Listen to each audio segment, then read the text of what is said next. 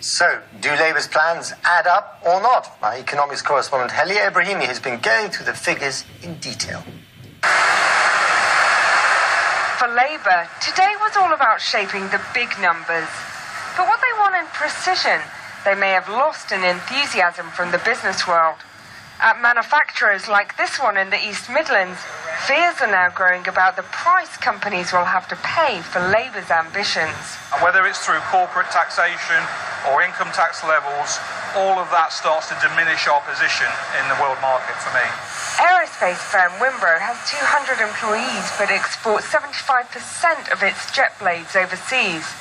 Right now, exports are up because of the weaker pound, but its boss, Andy Lawson, warns that higher tax rates could hit investment and could even make them look abroad. Over 99% of UK manufacturing are SMEs. So these are not rich companies. These are companies that are contributing towards the bottom line. But surely you can do that if the tax rate's at 26%. Doesn't make that much of a difference, does it? It makes a heck of a difference, actually. As I say, that money is used for investment. If we went with the Labour strategy and took that back up to 26, 27% over the next couple of years, that is millions of pounds for our company and hundreds of millions, if not billions, of pounds that isn't going into making UK manufacturing more competitive. The dramatic shifts in economic policy outlined today are going to need to be paid for. Those caught in the crosshairs could be the very companies that Labour champions. After all, austerity's out the window and deficit reduction has been binned.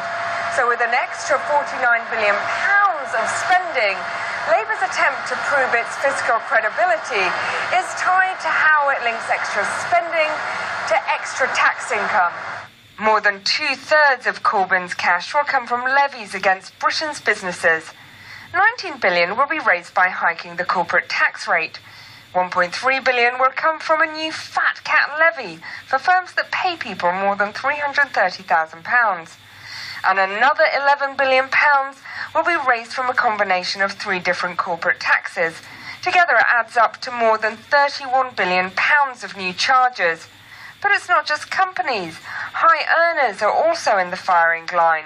Those on salaries of more than £80,000 would face a jump in income tax, which Labour thinks will raise another £4.6 billion. For any government, promises of extra spending are easily guaranteed. What's less clear is whether you can deliver the extra tax income. After all, if the cost of working or doing business goes up, there is a risk that people change their behaviour in order to avoid those extra taxes. They are. So they've set out policies that are due to raise about 50 billion. I think that is on the optimistic side. There's a good chance that actually they'll raise quite substantially less than that. It might be easy to think of raising taxes on faceless companies. All taxes are paid by people. So ultimately, at the end of the day, it's the person who's paying. That could be shareholders in UK companies, including all of us that have private pensions.